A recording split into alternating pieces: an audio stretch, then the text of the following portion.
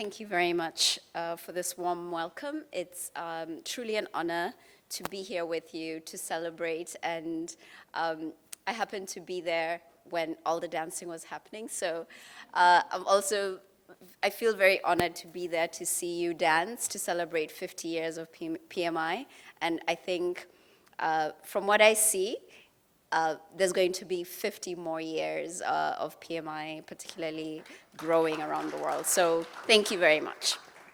So let me start by taking you back about 10 years ago. This was after myself and a few friends, 3 friends, Eric, Ori, and David, had collaborated with other bloggers to pull together the first crowdsourcing map in Kenya. Crowdsourcing, or at least mapping technology, had been there for quite a while. But this was a time when there was a crisis in Kenya, and by 2009, we'd already created this platform. And our friends in South Africa called, Rafik Phillips and others from Cape Town and other parts of South Africa called and said, hey, you guys, we've got a problem in South Africa with xenophobic attacks. So we provided the software and the guidance to help them, and it was very early stage of the Ushahidi journey. I mention this because it is sad that over the last couple of weeks, we've been turning to the news, and the news that we see is not what we would like to see. So it's a reminder that even 10 years on, there is definitely more to do, perhaps now more than ever. So my talk today, sorry, the timer is not working. Or I can use my timer on my phone. Ah, perfect, thank you. Or just reduced by a few minutes. I'm a stickler for time, so I don't want to, I want to make sure that we stick to time. It's still not going down. Okay, there we go. All right, so I can start my talk all over, but look, the ideas that I'm going to share today are partly informed by my journey so far, and that journey is not just my journey, it's the journey I feel of a small African nation, Kenya, from a time of crisis in 2007, 2008 to progress. Some of it, there's more to do, but largely things have been getting better. So let's do this. So I'm an entrepreneur, like I said, and again, like I said, it's super exciting to be part of this important gathering at this time in history. One of the things that I'd like to start with is this idea of prototyping. When we started Ushahidi, we were using very old technology. We were using ASP. I don't know how many of the tech guys here remember that. It's very old school technology. Put up your hands, wave them like you just don't care.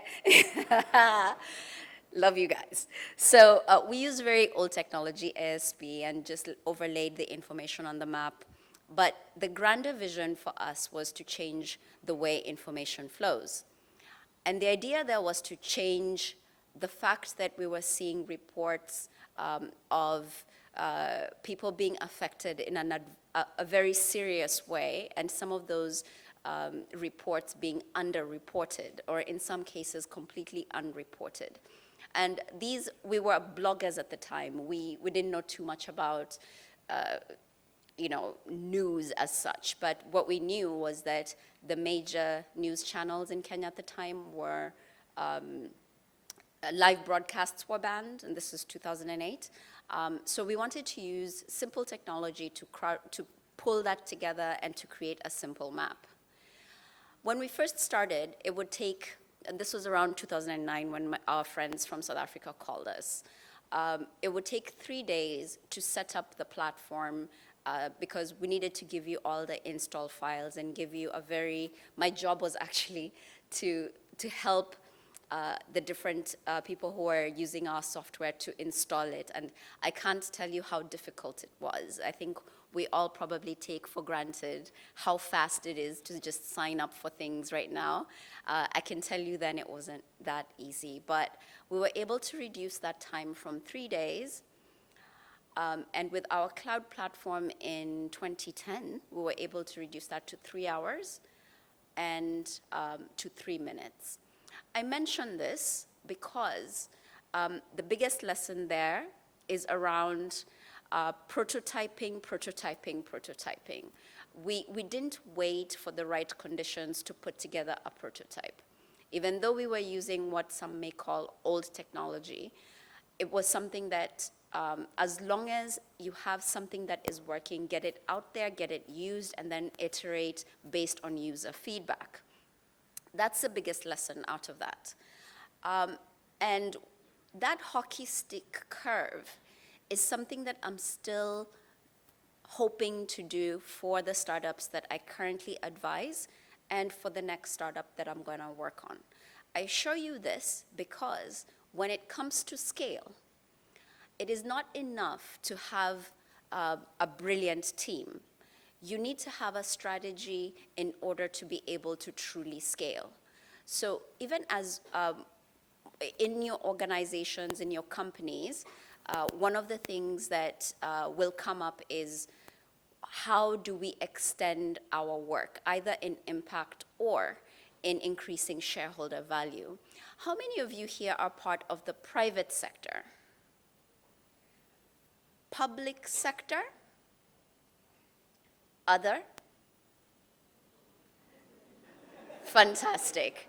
Thank you very much. I just wanted to get a sense of where everybody's coming from. But this hockey stick curve is extremely, it's something that I'm proud of, but then also something that I do know that is not easy to accomplish, and it's truly something that I continue to strive for in the companies that I'm involved in right now.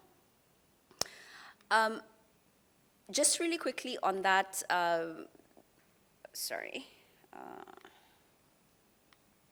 okay, back.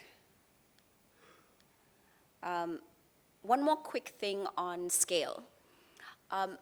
When you are the trailblazer, when you are starting or you're doing or you're part of a project that does not have a precedent, you as the project manager will have to come up with metrics yourself. Is that correct? Now that is something that I also learned from the experience of Ushahidi, which I'd like to just share, is that when you are in charge of figuring out what those metrics are, think big. At first, I didn't have anyone to call and say, hey, how are we supposed to quantify impact? How are we supposed to track our progress? One of the things that I just remember looking at is the BBC World website, where at that time you could see BBC News in, I think, either 8 languages. And I just remember thinking, whatever software this software that we've come up with, I'd like for it to scale. And in order for it to scale, people need to be able to make it their own. When you how many of you speak more than one language? Probably all of you. There we go. When you stub your toe, which language do you curse in? Huh? Yeah, you keep that in mind, right? That language, right? So in order for you to feel like something is your own and to really be part of you and to be part of your community, it's important to think about how we're localizing our technologies to make sure that people feel included. And one of those things is to make sure that we're speaking in the language that they can cuss in if they stub their toe, because then they can actually put in their whole selves to it. And one of the metrics that we then put as a measure of scale was number of languages translated. And we wanted Ushahidi to be translated into more languages than the BBC website, because BBC is everywhere at the time. We were astounded when The platform was translated not to Swahili first, like the first language it was translated in. Anyone here that can guess? It was actually translated into Spanish. I was completely shocked. A friend of ours called Oscar Salazar was using the platform in Mexico for the elections. So the point here is when you're figuring out metrics, figure out a way that ties into your scaling plan. Got it? Okay. So the platform itself did something where we took information from people in need to people who could help. We would pull that information from simple SMS. Later, we added Twitter, Facebook, and web reports. And then we put it through a system of selection, translation, geolocation, curation, verification, approval, and escalation, particularly for matters of life and death, where somebody could actually use the information to save a life. And this was from the US Coastal Command during the Haiti earthquake. And as you have seen in the news with Hurricane Dorian, these are very serious. When you have disasters, it's really quite sad. And I hope that we can find the time to donate for disasters like the devastation that has happened in the Bahamas. So the US Coast Guard used the Ushahidi platform to gather information and get aid to the people who were affected. And later, when we did the Ushahidi platform, the code base grew substantially. My colleague David Kobia used to say that it was like fixing a plane while you're flying it. That's because we were live with the Haiti earthquake. This was, again, about 9 years ago, when the Haiti earthquake happened, and we were able to come together, not just as the Ushahidi team, but also joined by the task force, the standby task force. These are volunteers. These are bilingual Haitian Creole speaking people in New York and various parts of the US and of the world who are able to jump onto the platform and help to crowdsource information. I show this map because it tells a very interesting story. Let me pause really quickly and how many of you have heard of a woman called Taiye Selassie? She's a brilliant author from Ghana. She wrote a book called Ghana Must Go. And she did a beautiful TED Talk about when you meet someone, you shouldn't ask where you're from. You should ask, where are you a local of? So I mention this because in her talk, she mentions 3 things that sort of govern how we flow through the world, particularly those of many of you who speak more than one language and inhabit more than one city. And she talks about rituals. These are the places that you convene with your family and with your friends. I guess this is a ritual, the yearly conference of PMI.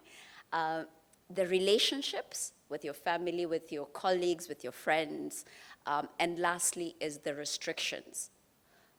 I need not say more. Most of you, if you've had to apply for a visa to go here or there, I'll just say, restrictions. It can be, nerve-wracking. One of the restrictions, and now back to this map, I'd like to relate it to this map by saying one of the restrictions that has gone down is the restriction around collaboration. The internet has greatly reduced the restrictions around collaboration. This map reminded me so much of this utter reduction in restriction because I think this was 2011. Our friends from sinsai.info reached out to us and say, hey, there's this massive tsunami that has devastated Japan. We would like to use the platform, but we absolutely need the platform to be in Japanese. So you have 3 Kenyans, an American, a Ghanaian, and a Malawian. So the Ushahidi team became quite Pan-African by this time. We sort of scaled, but we also included people from all over Africa. And the great thing about it is they would test the software and would tell us problems that they're having all over the continent. That way we could make the platform better. And they said, so we looked around each other. We said, three Kenyans, a Malawian, a Ghanaian, an American. None of us speak Japanese. What are we going to do? And this was before you had platforms for translation. So what we did was we put the strings of everything that we needed onto a simple Google Doc. And then we tweeted it out and said, hey, look, we need your help, Internet. We need you to help us translate this. Do you know someone who's bilingual? Within 48 hours, we were able to give them the software that they used to create a map of the devastation that happened in Japan. 48.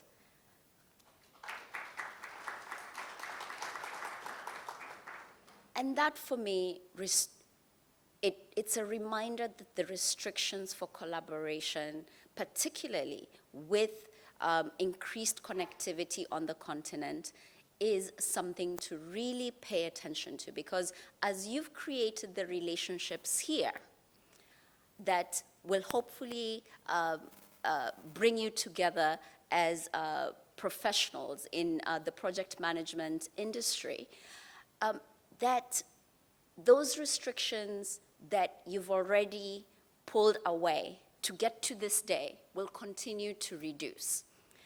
I'm thinking of the Africa Free Trade Area Agreement. I'm thinking of Liquid Telecom and its efforts to put fiber optic cables around Africa. And most importantly, I am super encouraged by everybody that I see in this room, because those restrictions are going to be nothing when faced with what you can do together. Yeah? Okay. These are just more examples of what this platform was able to help us achieve in ways that we were not looking for. We never saw this happening. And the thing is, we made the platform open source and available for others. We tracked the oil, it was used to track the oil spill in the Gulf of Louisiana during when that happened, and also in Syria. Social revolutions in Egypt, the Occupy movement, elections in Kenya for the referendum, Bantu Watch in Zambia. I was there for that. It was incredible. Then we were able to let people use the platform to have a voice. And like I mentioned, some of those things that I've mentioned about what we can learn from the Ushahidi story. In addition to all of that is that technology and platforms is just part of the story. You are the most important variable in all this. Your collaboration, your expertise, and your excellence is what can really make a project tick and can bring people together to achieve great things.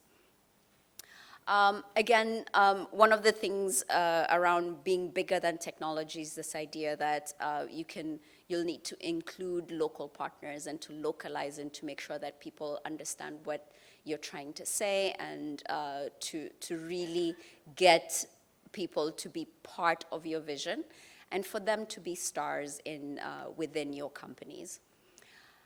And the other part of what we can learn is that the success of Ushahidi and the success of BRIC and all of the other things that I've been involved in is not just because of my efforts. It's because of the efforts of a team. And when it comes to the culture that you build in your own companies, I'll go into that in just a moment. It's going to be super important to figure out what you're optimizing for. For the tools that you choose, are you optimizing for collaboration? Are you optimizing for effectiveness? There's so many things to think about. We used Basecamp. It happens to be my favorite project management tool because the guy is irreverent. Like just a few days ago, he tweeted that he had to take out an ad against Google because Google was prioritizing ads for people who had paid, yet his company was the first organic search result. So he created an ad that said, this site is showing you other companies first before they show you my company, yet my company is the first organic result. He's amazing, but it's a very wonderful tool that optimizes collaboration, but also optimizes for accountability, which I really liked. As I'm sure you have a lot of choices in project management tools, but the big question to ask is also, what is the tool helping you to optimize for your project? I was greatly encouraged by seeing Werner's presentation. I loved a lot of what he said, and I think his tools and Oracle's tools are really where things are going. So just really quickly, I think a lot of us have heard of Peter, there are questions about whether Peter Drucker actually said this, but most people ascribe the quote that culture eats strategy. There we go. So one of the things that we can learn from my experiences over the last 10 years is that the culture that you build can really help or detract from the effectiveness of the projects that you're working on. I'll share just a few things that we did in the companies that I worked with. And one of the first things that we would do when we would onboard people onto Ushahidi, we would tell them, hey, you might want to get a passport if you don't have one, because you are going to travel and you are going to be an ambassador for what it is we do. Everybody in the company, there wasn't a hierarchy of who can speak on behalf of the company. We got everybody trained up, everybody had the deck, and everybody could speak on behalf of the company.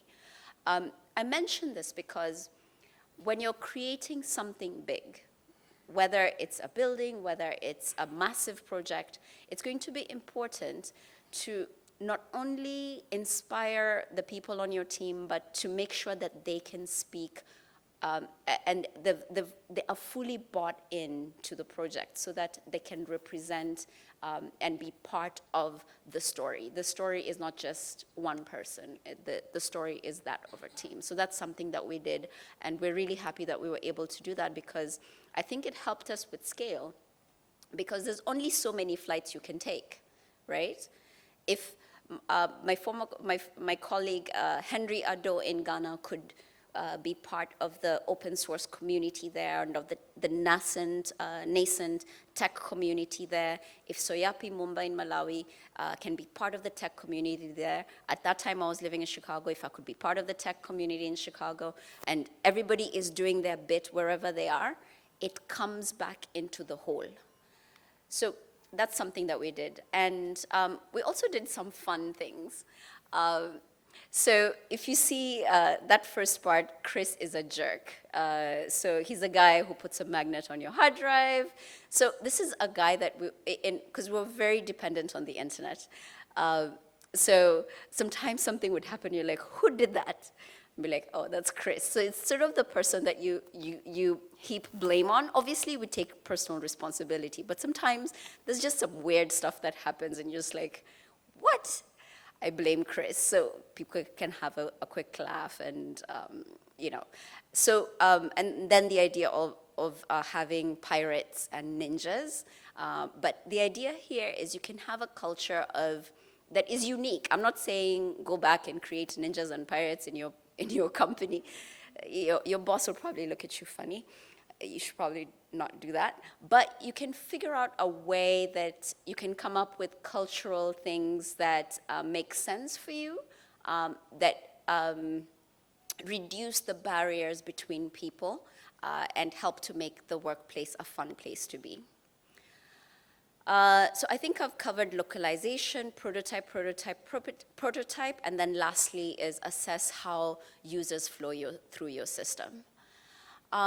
And I'd really like for us to have a lot of time where we can speak more. So I'll go through the next bit just quickly to wrap up.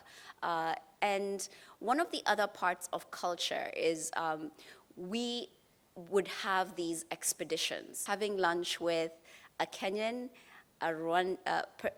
someone from Kenya, someone from Rwanda, and someone from Zimbabwe. And I was amazed at sort of the culinary heritage of all these countries, because we ended up talking about food. And the question was, what's so special about your country? Like, not what's so special about your country, what's a special dish that is local to your country? And we shared some of that. And I shared a little bit about one of our, at Brick, the hardware company, what we used to do is we would have these adventures. And part of the reason for these adventures was to fully test our hardware. And one of those trips, we drove from Nairobi all the way down to Johannesburg and back through Zimbabwe into Malawi, all the way back to Nairobi. It was a very instructive trip, because not only were we able to see how the technology was failing and how it could be improved. By the time we got back to Nairobi, we had lots of feedback of how to do it. But there was one day that was particularly difficult. We had just crossed into Botswana, I think. Yeah, it was Botswana. So a trip that was supposed to take 5 hours ended up taking 12, because the Land Rover that we were using kept on breaking down. It would have been easy to call it and just say, you know what, forget this, let's just get another car or something, or get on another flight and just be done with it. So sometimes in the journey of a project, you need to be stubborn, because it's going to get really difficult, and sometimes you might have crazy long days, and you'll just need to power through it and figure out the solutions as you go. And the other thing is, we would frame everything as an experiment. Like for me, my job during that particular expedition was to test the Brick, the hardware device that we created. And the question was, can it be used by people who do adventurous things like that? Can it be used by rally drivers? Can it be used by people who are out in really difficult environments? So we had to put ourselves in a difficult environment in order to test for that. So sometimes the question is, what are we testing for, right? What is the question that we're trying to answer? So sometimes it's not just about having answers, it's about stopping and asking, am I asking the right question? And obviously you've got to be stubborn. Sometimes, if it was easy, a lot of people would do it, but you just don't give up. You've got to hang in there. And sometimes you just have to push longer and harder than everyone else. And the last thought that I'd like to leave with you is Michael Porter argues, I'm sure, how many of you have heard of Michael Porter and his ideas around shared value? Fantastic. So just to summarize for those who may not have heard of Michael Porter, he argues that operational effectiveness, although necessary for superior performance, is not enough, because these techniques can be copied. All of you, whether you're, particularly in the private sector, for us, we are all in a competitive landscape, right? Correct? We're all trying to get better and to win. And even for those in the public sector, we need to keep improving so that we can have better public service. And Michael Porter also says that the essence of strategy is choosing a unique and valuable position, rooted in systems of activities that are much more difficult to match. What does that tell you? It tells you, again, just a few, at least in my, the way I look at it, your culture, how fast you iterate, how fast you learn about your users, and how you bring your team to work really, really well, that's special sauce. It's going to be very hard for your competitor to copy that, right? It's going to be very, very difficult. And as project management professionals, you're the guys who pull it in together. So your role in making sure that that special sauce comes together is more important than ever, because pulling it together in the way you do it, in a unique way that gets everybody going in the direction that you need, it's going to be very difficult for somebody to figure out your special sauce. Why? It's your special sauce. You're the one who brought in the, you know, the thing that I can't exactly quantify. But do you get what I'm saying? Got it. All right. So I will end with this, this thought. This is a friend of mine whom we lost this year, but I remember these words because he would often say, it's not enough that you're creating this hardware company. It's not enough that you're consulting with these companies. It's not enough that you're doing these things. The question is, how is it serving others, right? I'm hoping that for the next 50 years of PMI, that we can have a new generation or an additional generation of project management professionals who are as excellent as you are, who are part of this network. Because this is an incubator of excellence, right? PMI, right?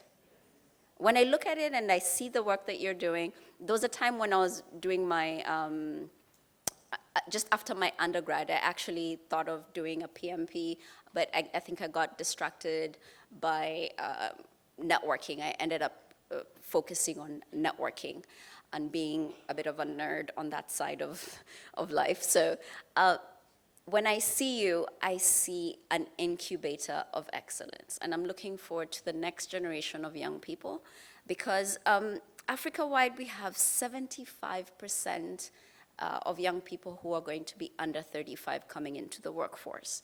They are going to need you as an incubator. They're going to need your excellence to show them the way. Some of them may be millennials. A few years ago, I ran a workshop at TED. And one of the questions for all the leaders there was, how do you lead millennials? It was so interesting because one of them said, you know, I was so shocked. They kept on asking. They took it to heart when I asked them about how their project was going. And they were shocked. They're like, what is going on? So we all have a lot to learn in terms of how we nurture the next generation. And what I'm encouraged when I hear the statistics about the young people coming into the workforce is there's one of the startups that I advise called MOOC Africa. The CEO of that calls it a youth windfall. So it's a reframing of these young people who are coming into the workforce, that it's a windfall for Africa and it's an opportunity to nurture and to create more excellent project managers.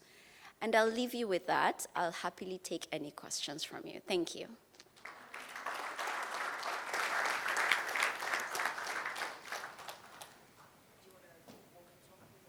Yeah, we can do that. Great. Thank you, Juliana. I think there will probably definitely be some questions. So I'm going to hand over to the mic team. Raise your hand high so that we can find you. There you go. There's a question in the middle.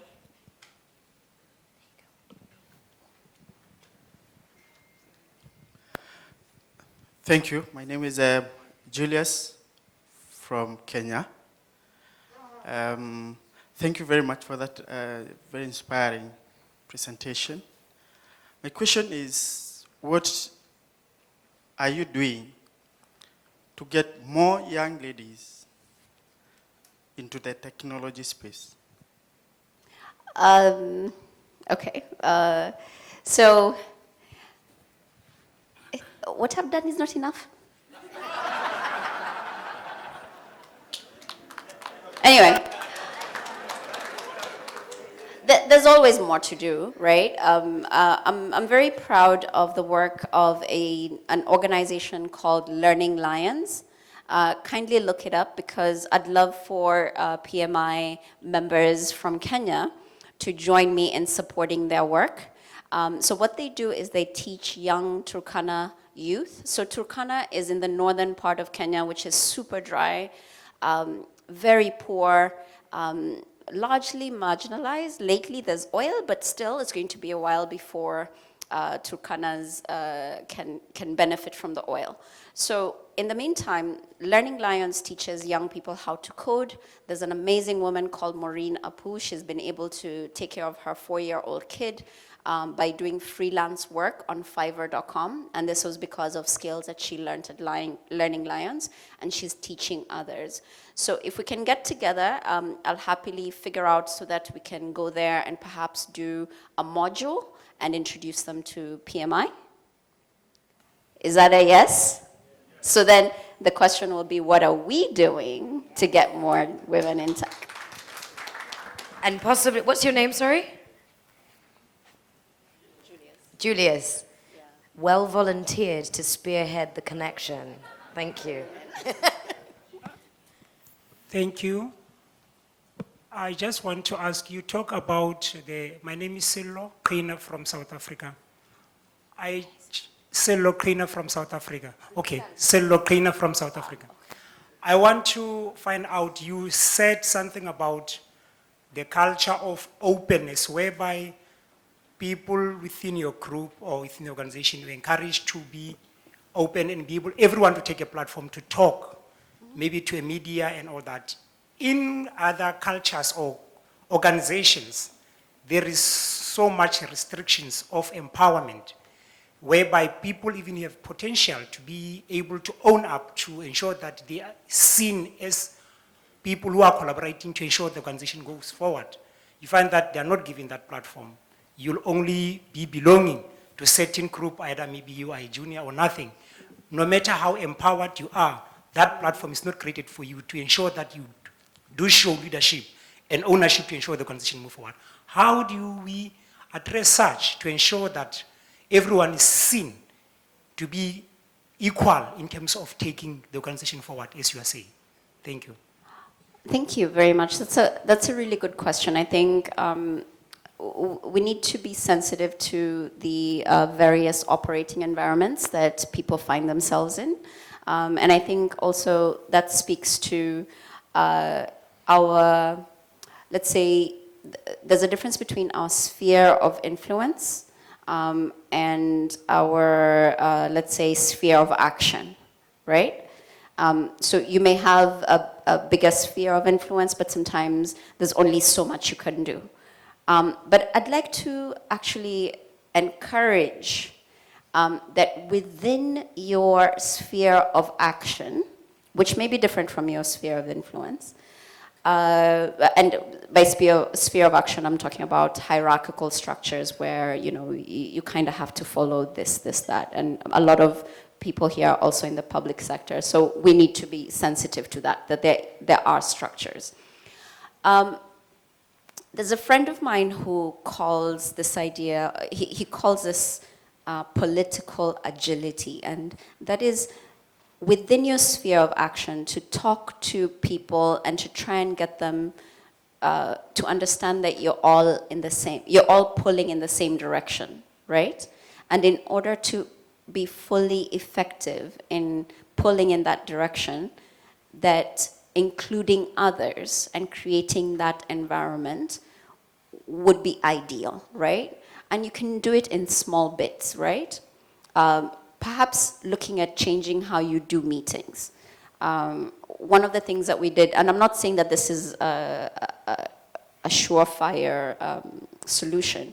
One of the things that we did was when you're doing your report back every week, because we had a standing meeting every single week, we would also ask for a personal anecdote so that people understand who you are beyond your professional setting, right? So some colleagues would share a little bit about their son's football match and, you know, how, or something funny that happened. And it could be anything, right? So you can start with those small groups to create that environment around you, to encourage those around you to communicate with you. And pretty soon that circle can get bigger and bigger and can be part of your circle of influence. Does that make sense? You can start small. You don't have, it can feel daunting. You can be like, oh gosh, the overarching culture here is not necessarily conducive to this openness. But I'd like to just challenge each of us to start where we are, with whatever we have, with the people around us. And openness and effectiveness is contagious. Because pretty soon, when your team is killing it, somebody's going to be asking, what are you doing? Right? That's secret sauce, right? Yeah. Do we have another question? We have time for one more. Or comment, or reflection, observation. Woo, shy crowd. Okay. Thank you. Juliana, before you go, no, we have to do the summary. Oh, okay. This is, okay, so we need to kind of summarize what we've heard from you. So I hope please correct me where I might be wrong. You've talked about localization, prototype, prototype, prototype. You talked about assessing how to user flows through your system, how a user flows through your system. In terms of project management and project managers, we are responsible for quantifying impact, thinking about what are the relevant metrics within that, and making sure that they tie into our scaling plan. So we need to look forward and be visionary in that sense.